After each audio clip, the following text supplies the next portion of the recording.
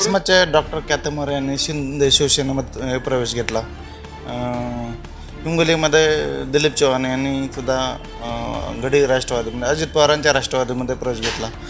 काही पक्षाचं जे काही पाठबळ असेल तर ते निघून गेलं असं वाटतं. हे बघा, पक्षामधून एखादं माणूस निघून गेलं म्हणजे ते पक्ष काही कमी होत नसते. मी कधीही उदाहरण देतो, आम्ही शेतकरी लोक झाडाची छाटण करतात. छाटण केल्यानंतर जे मेलेले फांटे आहेत ते आम्ही कापून टाकतो आणि ते मेलेले फांटे आम्ही कापून टाकल्यावर तिथं जे पुगुरं निघतात ना, ते लई ताकदीचे असतात. त्यांच्यामध्ये इतकी ताकद असते की एखादं तुम्ही. नमस्कार, मी उमेश चकर आणि आपण पाहतात प्रवाह नेटवर्क. प्रवाह नेटवर्क या डिजिटल मीडिया प्लॅटफॉर्ममध्ये आपल्या सर्वांचं मनपूर्वक स्वागत आहे. सध्या निवडणुकीची रणधुमाळी सुरू आहे आणि यात नगरपालिका असेल, जिल्हा परिषद, पंचायत समिती असेल, स्थानिक स्वराज्य संस्थेच्या निवडणुकीच्या पार्श्वभूमीवर राजकीय वातावरण देखील तापल्याचं पाहायला मिळतं आहे. माझ्यासोबत आज राष्ट्रवादी काँग्रेसचे जिल्हाध्यक्ष मुनीर पटेल जे आहेत. साहेब, कशा पद्धतीनं निवडणुकीची रणधुमाळी आहे, तापलेलं वातावरण पाहायला मिळतं आहे. एकंदरीत राष्ट्रवादी काँग्रेसचं वातावरण कशा पद्धतीनं आहे? नगरपालिका निवडणुका तोंडावर आल्यात, काय वाटतं, काय भावना?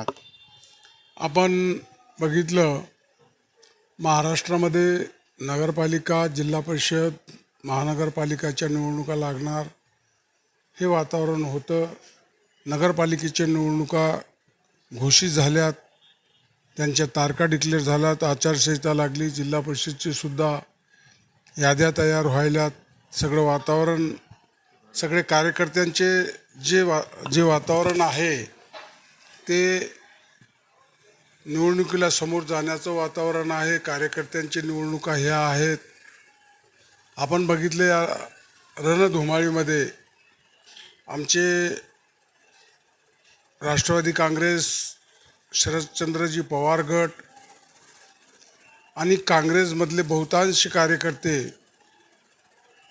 हे आमचे पक्ष सोडून दुसरीकडे गेलेले आहेत. आमचेच हिंगोली जिल्ह्याचे जिल्हाध्यक्ष, काही नगरसेवक, वसमतचे काही नगरसेवक, हे सगळे आज राष्ट्रवादी काँग्रेस घड्याळ यांच्याकडे गेलेत. पक्ष सोडून गेले, काही नुकसान झालं पक्षाचं असं वाटत नाही?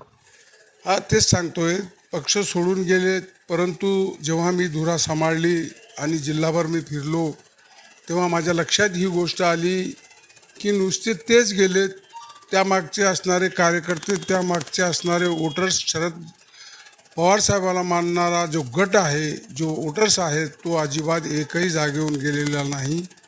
आणि आघाडीसोबत राहणारे जे समाज आहे, त्या समाजातून खालच्या नेते गेले असतील तरी समाज जायला तिकडे तयार नाही. आज ही परिस्थिती आहे. म्हणून आघाडीची बाजू ही भक्कम आहे हे आमच्या नजरेस आली. आणि हिंगोली जिल्ह्यापुरतं सांगायचं असेल तर आम्ही निश्चितपणे जिल्ह्यात आघाडी करणार आहेत. आघाडीच्या आमच्या 3-4 बैठका झाल्यात.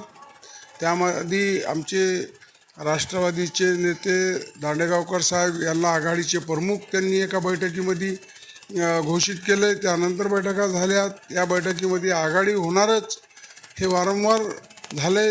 आघाडी तीनच पक्षाची नाही तर समविचारी जे पक्ष आहेत, समजा मनसेसुद्धा याच्यामध्ये सामील आहे, कम्युनिस्ट पक्षसुद्धा याच्यामध्ये सामील आहे. आणि वंचित बहुजन आघाडीला आम्ही निमंत्रित केलेलं आहे. आमच्या मीटिंगमध्ये हे ठरलं होतं की वंचित बहुजन आघाडीसुद्धा आपल्यासोबत येत असेल तर त्यांनासुद्धा निमंत्रण द्या. तर आम्ही त्यांनासुद्धा निमंत्रण दिलेलं आहे. ते सुद्धा येणार असं एक त्यांचे नेते मंडळी सांगत आहेत. तर हे सगळे समविचारी पक्ष एका जागी आणून आम्ही नगरपालिका, जिल्हा परिषद आणि पंचायत समितीच्या निवडणुका लढणार आहोत. आम्ही नगरपालिकेच्या निवडणुकीमध्ये इतकं निश्चितपणे सांगेल की तयारी. काय अजेंडा असणार आहे, कशा पद्धतीनं अजेंडा आमचा असा असणार आहे की आम्ही हे सगळे पक्ष घेऊन नगरपालिकेमध्ये आम्ही एक जागा नगरपालिकेच्या अध्यक्षपदाची आणि खालच्या जागा जवळपास आमच्या 2 मिटिंगा होऊन वाटप झालेल्या आहेत. एक 90% जागा हे आमचे फिक्स झालेले आहेत की कोणी लढायचे, कसे लढायचे प्रभागमधले.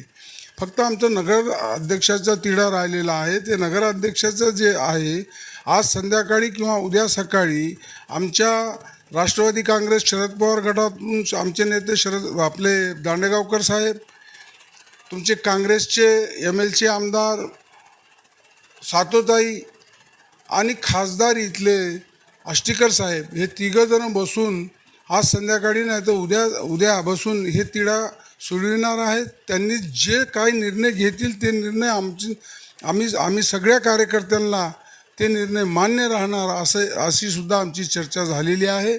म्हणून मला नाही वाटत की आमचा कोणता तिढा राहिला. आणि आम्ही तिघं आणि आम्हाला मित्रपक्ष जे आमचे समविचारी पक्ष आहेत, आम्ही सगळ्यांनी मिळून जर हे जागा लढविल्या तर तुम्हाला निश्चितपणे सांगतो की राष्ट्रवादी काँग्रेस, सेना आणि BJP यांचं खातंसुद्धा उघडणार नाही अध्यक्षपदासाठी नगरपालिकेच्या. कारण हे आहे एकीकडे दंड थोपटले जातात शिवसेनेकडून आणि आमचाच गुलाल आहे अशी वल्गना केली जाते. भगवा पताका फडकवणार आम्ही अशा पद्धतीचं वक्तव्य केलं जातं. काय वाटतं? आता बघा, खासदारकीच्या वेळेससुद्धा दंड ठोपटले गेलेले होते, परंतु आम्ही जेव्हा आघाडीने एका मताने ज्यावेळेस ते मतदान केलं आहे त्यावेळेस त्यांचे दंड कुठं गेले हे तुम्हाला माहीत आहे. आमदारकीच्या वेळेस पैशाच्या जोरावर आणि पेट्याच्या जोरावर हे इलेक्शन झालेत असं सामान्य जनतेचं सुद्धा असं म्हणणं आहे. म्हणून ते विजयी झालेत. आज 25,000च्या फरकाने ते विजयी झालेत असं काही सगळ्या लोकांचं असं बी म्हणणं आहे. आणि काही तर त्यांचेही लोक दबक्या आवाजात सांगतात की आम्ही 25,000चं एका विधानसभेला आम्ही मॅनेजमेंट करून ठेवलेलं होतं की आमचं प्लस मतदान व्हावं या हिशोबाचं. तर त्या हिशोबाचे ते इलेक्शन झालेले आहेत. आणि आम्ही मला वाटतं विधानसभेला एकरूप झालो नव्हतो आणि पैशावर थोडंसं काही इलेक्शन झालेलं असल्यामुळं ते इलेक्शनमध्ये आम्हाला थोडं मागं यावं लागलं. वसमतचे डॉक्टर कॅथमोर यांनी शिंदे शिवसेनेमध्ये प्रवेश घेतला. हिंगोलीमध्ये दिलीप चव्हाण यांनी सुद्धा घडी राष्ट्रवादीमध्ये, अजित पवारांच्या राष्ट्रवादीमध्ये प्रवेश घेतला. काही पक्षाचं जे काही पाठबळ असेल तर ते निघून गेलं असं वाटतं. हे बघा, पक्षामधून एखादं माणूस निघून गेलं म्हणजे ते पक्ष काही कमी होत नसते. मी कधीही उदाहरण देतो, आम्ही शेतकरी लोक झाडाची छाटण करतात. छाटण केल्यानंतर जे मेलेले फांटे आहेत ते आम्ही कापून टाकतो आणि ते मेलेले फांटे आम्ही कापून टाकल्यावर तिथं जे पुगुरं निघतात ना ते लई ताकदीचे असतात. त्यांच्यामध्ये इतकी ताकद असते की एखादं तुम्ही त्याच्यावर एक बोऱ्या टाकला किंवा एखादं कापड टाकलं तर त्या कापडाला छेद करून ते पुगुरे वर निघतात. त्या पद्धतीनं हे जे गेलेले माणसं आहेत यांना लोक कंटाळलेले होते, इतकं निश्चित आहे. मी फिरलो आणि आमच्या कार्यकर्त्यांचं मत घेतलं त्याबद्दल. तर निश्चितपणे येणारे जे कार्यकर्ते आहेत आमच्यासोबत जे आज आहेत ते ताकदीचे आहेत. म्हणून तिन्ही जे आत्ता इलेक्शन आहेत तिन्ही जागचे अध्यक्ष हे आमचे येणार. हे अजून एक त्याला एक तुम्हाला दाखवून देतो की आमदारकीला सुद्धा कळमनुरीमध्ये आम्हाला आघाडीला 1700 मताची लीड आहे. वसमतला आमच्या आघाडीला 500 ते 600ची लीड आहे. हिंगोलीमध्ये सुद्धा लीडमध्ये आहेत. म्हणजे जेव्हा आमदारकी त्यांना येते त्यावेळेस आम्ही शहरामध्ये लीडमध्ये असतो. याचाच अर्थ हे आहे की आता तर त्यापेक्षा आमची बाजू भक्कम आहे. आता सध्याच्या परिस्थितीला ज्यावेळेस तिन्ही आमदार त्यांचे येतात त्यावेळेस आम्ही शहरामध्ये लीडमध्ये आहोत. आता का मग आम्ही लीडमध्ये राहणार नाही? निश्चितपणे तिन्ही नगरपालिकेचे अध्यक्ष आमचे होणार आणि जिल्हा परिषदला बी तीच परिस्थिती आहे. आता हे नगरपालिका झाल्यानंतर तुमच्या लक्षात येईल की जिल्हा परिषद बी कशा होणार आहे. महायुतीकडून बरेचसे पत्ते खोलले गेलेले नाहीत. वसमत असेल, इकडे कळमनुरी असेल. महाविकास आघाडीचं चित्र काय राहणार आहे? काय नाही, महाविकास आघाडीचं चित्र क्लिअर आहे की आम्ही 3 जागा अशा ठरल्यात. आमच्या तिन्ही पक्षांनी 3 जागा कोणत्याही लढवाव्यात. त्यामध्ये बी अजून कमी जास्त आम्ही बसून आम्ही प्राधान्यानं निवडून येणारं आणि लोकांमध्ये असलेलं नगराध्यक्ष कोण्याही पक्षाचं हो ते करावं अशी एक आमची सगळ्यांची तिघाही पक्षांची ती इच्छा आहे, मनातून इच्छा आहे. आणि महायुतीचं जे चाललं आहे कुठं ते स्वतःच डिक्लेअर होऊन बसायलेत असंही मी ऐकले की 3 आमदाराच्या 3 जागा महायुतीचे ते लढवाव्या असं वरून ठरलं. त्या दिवशी मी टी व्हीमध्ये बघितले. तशा पद्धतीचं त्यांचं ताळमेळ दिसेना. आणि ताळमेळ न दिसायचं कारण एकमेव आहे की ते घाबरलेले आहेत. त्यांना माहीत आहे की शहरामध्ये आपण आघाडीला मागं करू शकत नाही, म्हणून ते आपले पत्ते उघडणं. अनेक जागी फक्त हिंगोलीमध्ये ते सांगतात की आम्ही लढविणार आहे, बी जे पीचे आमदार आहेत इथं, वरून तर बी जे पीला जागा सुटल्यासारखी आम्हाला वाटती. परंतु इथं तर सेनावालेने आधीच डिक्लेअर करून टाकलेलं आहे. कळमनुरीची परिस्थिती तीच आहे आणि वसमतची परिस्थिती तीच आहे. म्हणजे त्यांचं ताळमेळ कुठेही नाही, म्हणून ते घाबरलेले आहेत, म्हणून त्यांचे पत्ते ओपन होईल. विजयाचा गुलाल कशा पद्धतीने ओढून आणणार काय वाटतं? नाही, आता एक पद्धत तर तुम्हाला मी सांगितली ना. निश्चितपणे आम्ही गुलाल वळून आणणार आहोत आणि आमचं गुलाल हे ठरलेलं आहे, लोकांनी ठरविलेलं आहे. कारण याआधीसुद्धा शहरांनी आम्हाला लीड दिलेली आहे. खासदारकीला लीड दिली, आमदारकीला लीड दिली आणि आता नगरपालिकेला सुद्धा यांच्या युतीच्या शासनाला लोक त्यापेक्षाही आज कंटाळलेले आहेत. आज शेतकरी त्यांच्यापासून त्रस्त आहे. आज शेतकऱ्याला नुसतं तोंडाला पानं पुसण्याशिवाय दुसरं काही नाही. फक्त काही ठराविक असे 33,000 कोटीची घोषणा करतात आणि तिथं कुठं तोंडाला पानं पुसल्यासारखं 17-18 कोटीमध्ये सगळं होईल असं करतात. विविध योजना आणल्या आणि त्या योजनेच्या माध्यमातून आम्ही सर्वसामान्य गोरगरीब असेल, कष्टकऱ्यांना असेल, त्या योजनेचा फायदा मिळाला. त्या योजनेच्या जोरावरच आम्ही ही निवडणूक जिंकणार असं सुद्धा बोललं जातं का? कसं आहे,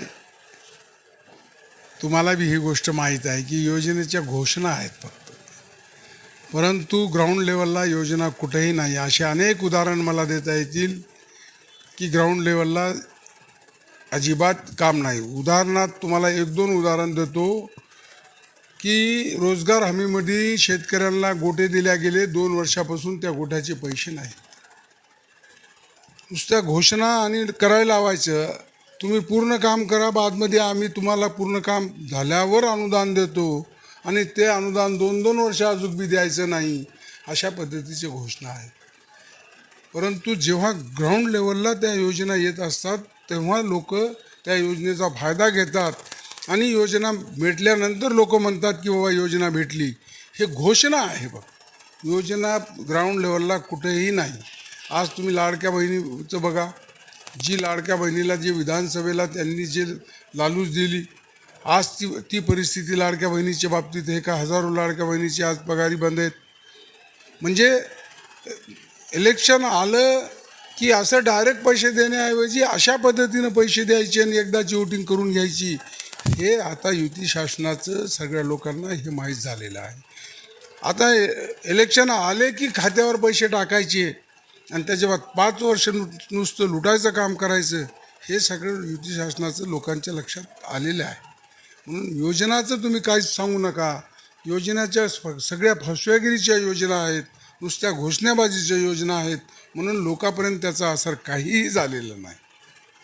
महायुती सरकारने ज्या काही योजना घोषित केल्या त्या योजनेचा जो लाभ मिळतो अशी वल्गना केली जाते. मात्र याच योजना ज्या फसव्या आहेत आणि या स्थानिक स्वराज्य संस्थेच्या निवडणुकीच्या माध्यमातून हा गुलाल हा आमचाच आहे अशी सुद्धा प्रतिक्रिया राष्ट्रवादी काँग्रेसचे जिल्हाध्यक्ष मुनीर पटेल यांनी प्रवाहाशी बोलताना व्यक्त केलेली. माझ्या सहकारी आकाशसह मी उमेश चकर, प्रवाह.